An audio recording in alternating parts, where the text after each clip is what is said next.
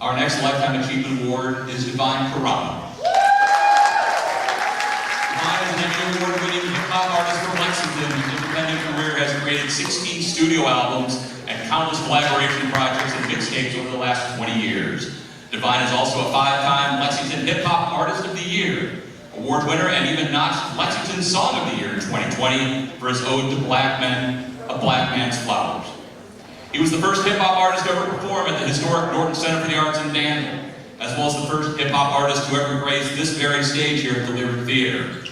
Devine, along with his wife Sierra Spalding, were the first African-American art residents at the Lexington Art League's Loudon House. In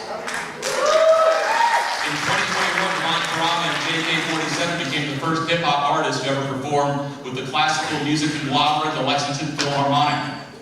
Musically, Devine has worked with or opened up for acts such as Rakim, Big Crit, J. Cole, Talib Kweli, Nicki Fax, Nappy Roots, LL Cool J, the Black Eyed Peas, Cannabis, Bella Soul, Little Brother, and many more. His music has been covered in many music publications like The Source, Vibe, Hip Hop DX, Two Dope Boys, and Complex Magazine. Last week, Devine published his first book entitled Pages Full of Rhymes. I was given the script here. I'm taking a little MC privilege here, and I want to add a little bit on my own. From his first appearance here at the Lexies about a decade ago to now, he's become one of the most recognized and influential people in Lexington. Ladies and gentlemen, Devine Carama.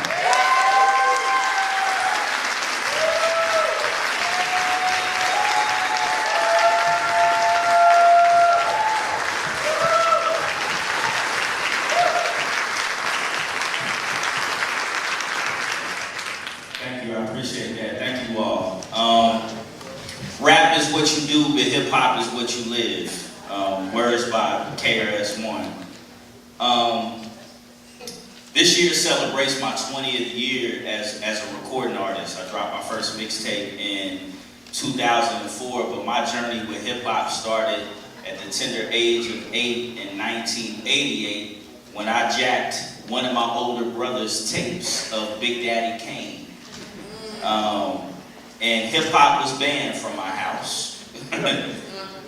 But listening to Big Daddy Kane's Wrath of Kane at the age of 8, hearing his breath control, his ability to control and move a crowd, his ability to entertain while also dropping jewels of knowledge. At the age of 8, I knew I was experiencing something that was revolutionary.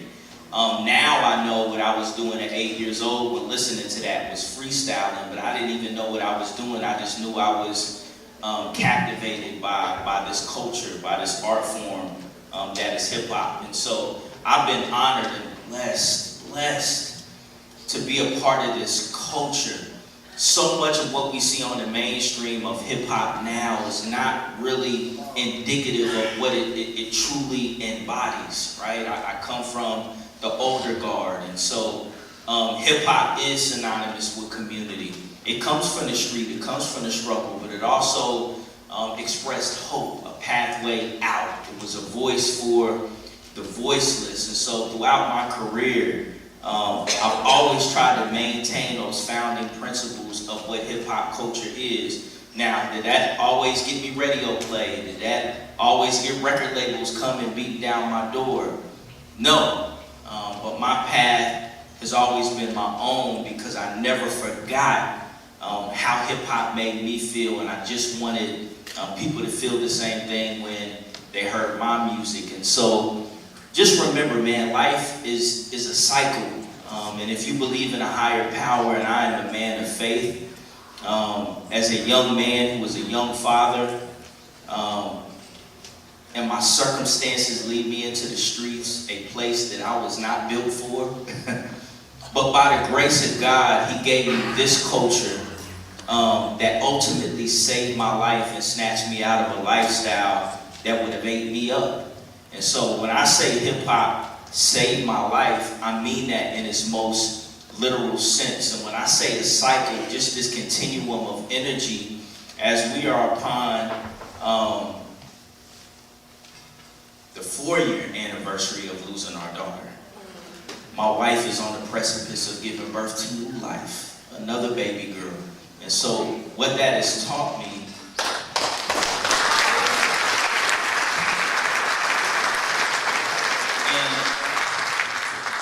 and Kamari can never be replaced, that's not what I mean, but if you just stay with it, whatever it is, whatever culture, art form, if you just stick with it and stay with it, there's so many blessings that come in this continuum of energy.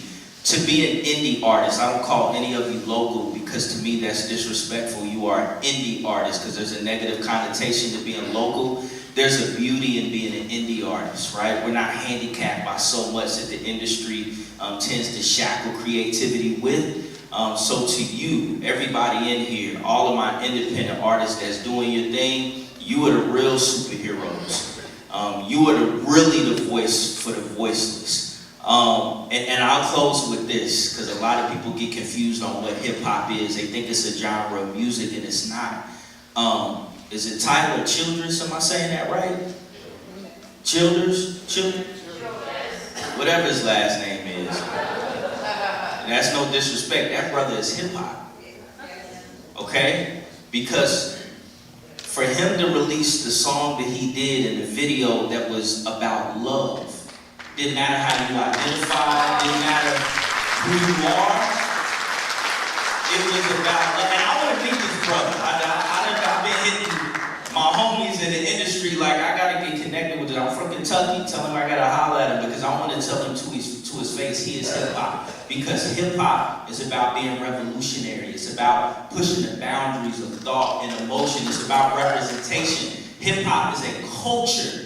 It's not a genre of music, it is so, so much more. And so for me to have the honor and the privilege of being part of this culture, since I wrote my first rhyme in 1996, I am truly humbled and honored. David, congratulations on 10 years for this.